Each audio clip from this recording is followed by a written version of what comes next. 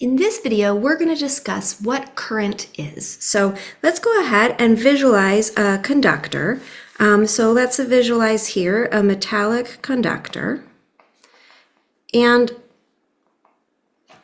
we'll go ahead and we'll apply a voltage across this conductor to create an electric field. So let's remember that if we apply a voltage, that's basically like creating this hill across this conductor that then creates an electric field that points downhill. So we can create then this electric field from applying a voltage across this conductor.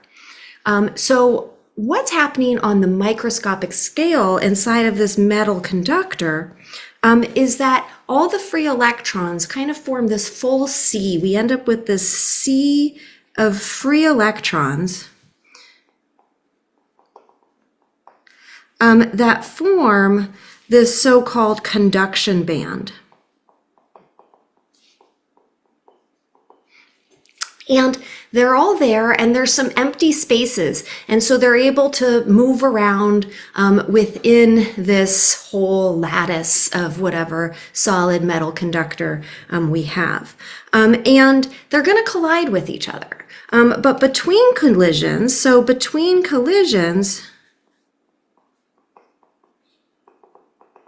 they actually move very fast. They actually move at something that we call the Fermi speed or the Fermi velocity.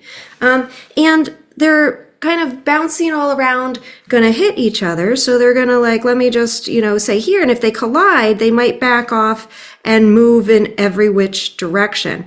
Now, what happens when we apply this electric field is that the net motion of all of these will be slowly in the direction of the electric field. So imagine like a really crowded room and everybody's bouncing around off of each other, a bunch of balls bouncing around off each other, but then there's, some large sort of, push to get to the other side where the exit is or something. And so then everything moves very slowly. Maybe a better analogy might be a bunch of bouncy balls on a very, very slow ramp that are then bouncing every which way, but they're eventually going to move along with the electric field. So between collisions, they're going at this very fast Fermi speed. So that's going to be a Fermi speed for something like for copper is on the order of 1,570 kilometers per second.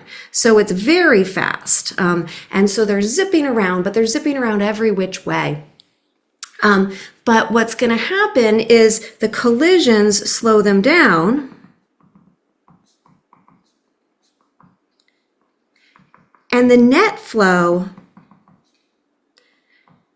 of charge is at what we call this drift velocity.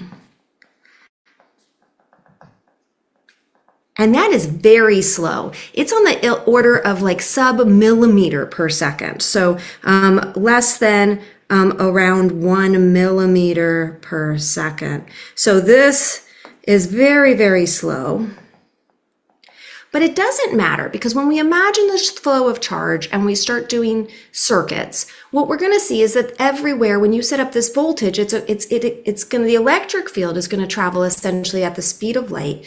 And so everywhere experiences this electric field at once. And so it's as if the entire table just gets tilted all at once. So everything starts moving. They don't have to wait for things to come all the way from the battery in order to get there.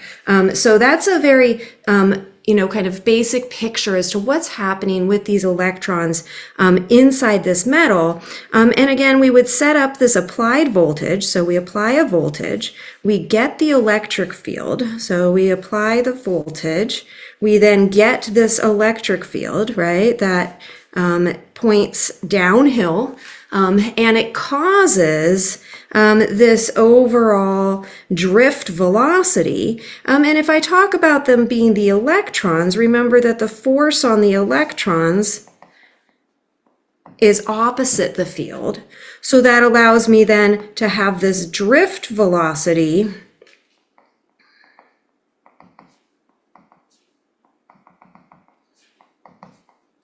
that is opposite the field as well.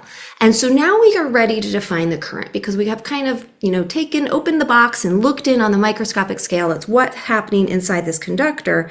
And so what we have now is that we can then define our current. And the symbol that we're going to use for current is capital I.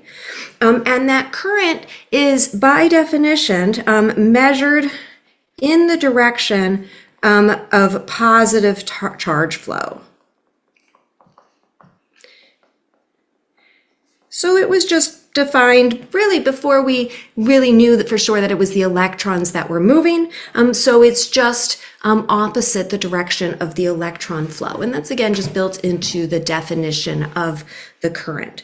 And so what current is it's going to be a direct measure of the rate of current flow. So now that we have this picture of what's happening, let's talk more about the current. So current is charge per time. So the best way that we can define that is then by saying it's a tiny little bit of charge. Here I'll say dq dt, that flows with time. So that's going to be our definition of our current. And we can then say that the units of this, we can see that it would be units of charge over units of time, and this is going to be what an amp is. An ampere is a coulomb per second. So I'm going to box this key result here for current. That is a very important definition that's really built into what current is. It's charge per time flowing past some spot. It is defined in the direction of positive charge flow. So it goes in the direction, just to have that written down here as well, of positive charge flow. Even if you only have electrons flowing, the current is defined to be opposite of that. Note that for getting some sort of problems we might do, if you know charge as a function of time, or I guess let me do this example. If you know current as a function of time, then you can get the total charge flow that is going to flow past some amount in some amount of time by integrating dq. So you could take the integral from like 0, or I'll say t1 to t2 of dq, which is just equal to I dt. So that's just rearranging this equation for current to be able to solve for total charge in that. If we have, a discrete amount of delta Q and delta T, then we can also calculate current in that way. So that's fundamentally what current is. It's the flow of charge. It's kind of counting up the coulombs per second that are flowing past a particular point. And so if we make some notes about this, some additional notes, I will point that out that it's not a vector. It is not a vector, but it does have a direction. It has a direction of flow associated with it, but it's not a traditional vector like we would normally define. And that's because it's just going to follow along your conductor. And so it doesn't have a very specific straight line. It's just more that it's going to follow along the conductor with that dropping voltage as we go through that. So then what we want to also discuss down here with current as it's being charged per time is that, again, it's essentially, if we draw this picture again, there's my positive voltage, there's my negative voltage, kind of creating this hill, that my current is going to go downhill. So the current flows with the electric field. So just to recap what we had said above. And the actual electron flow is going to be opposite of all of that. Okay, and then the last thing that we're going to introduce when we introduce this idea of current is to simply introduce the idea of current density. So we're going to have here this idea of current density. We're going to introduce that as a term that is J. So this idea that we can have capital J is going to be a current density. But what do we mean by a density? We don't actually mean in 3D space. What we actually want to do is talk about it over a cross section. So J is going to be defined to be a current over an area.